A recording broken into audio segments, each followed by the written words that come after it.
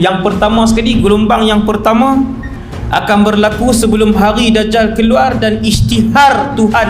Gelombang pertama tuan-tuan, nama dia Al-Ahlas. Ketika dia berlaku, fitnah ini panjang. Bila Nabi kata fitnatul ahlas, sahabat tanya, wa mal ahlas? Ya Rasulullah, ahlas itu apa? Nabi pun sebut, hiya harabun wa harbun.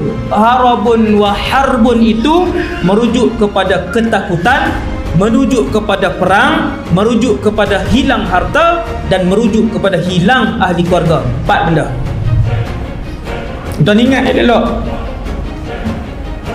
Zaman ni tak tahu, zaman kita ke, zaman anak-anak ke, zaman wallahu alam, kita tak tahu. Bila Nabi sebut harabun wa harbun, merujuk kepada suasana yang takut. Sebab apa takut tuan? Perang. Perang yang dahsyat. Bila perang yang dahsyat, apa yang berlaku? Kemusnahan harta benda, satu. Yang kedua, kehilangan nyawa. Memang pun. Cuba tengok perang dunia pertama dan kedua. Bukan mati 80,000 tuan. Ratusan juta. Tuan, perang dunia kedua yang mati ratusan juta. Ratusan juta kalau Malaysia ni sempat daripada Perlis sampai ke Sabah Sarawak. Habis 35 juta. Selepas gelombang pertama ini habis, datang gelombang yang kedua. Gelombang yang kedua ini ada 2 fasa. Allah akan kembalikan kemewahan kepada umat Nabi Muhammad ketika itu.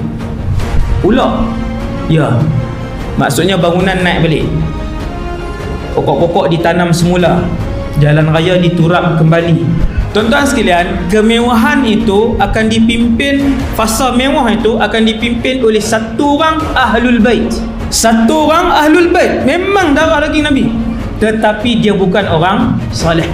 Gelombang yang kedua ni, fasa yang kedua, dalam gelombang yang kedua ialah keluar pula satu orang di kalangan umat Nabi Muhammad, Islam ke kafir wallahu alam, keluar satu orang yang lemah akal dia, yang lemah kepimpinan dia, tapi dilantik menjadi pemimpin.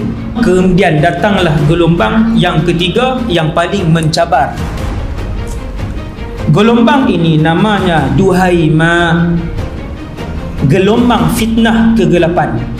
Tuan-tuan sekalian, ketika fitnah Duhaima ini datang, umat Nabi Muhammad keseluruhannya berada dalam kegelapan. Bukan gelap malam tuan-tuan, gelap sehingga kan mereka susah untuk melakukan ibadah kepada Allah. Siapapun mereka, sebelum datang gelombang ketiga ni, bersegeralah kalian wahai umat aku untuk melakukan amal ibadah dan kebaikan kepada Allah. Sebelum datang satu zaman fitnah yang gelap gelita, kalian tak senang untuk baca Quran, tak senang untuk bersedekah, tak senang untuk bercakap benar, tak senang untuk sembahyang di masjid, tak senang. Tak boleh, tak senang tu maksudnya tak boleh.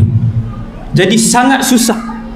Siapa yang kena ustaz? Orang soleh pun kena, yang tak soleh pun kena, ulama pun kena, yang tak ulama pun kena. Nabi sebut apa? Illa latamat hulatmah. Fitnah gelap ini akan menampar setiap orang. Semua dapat sikit.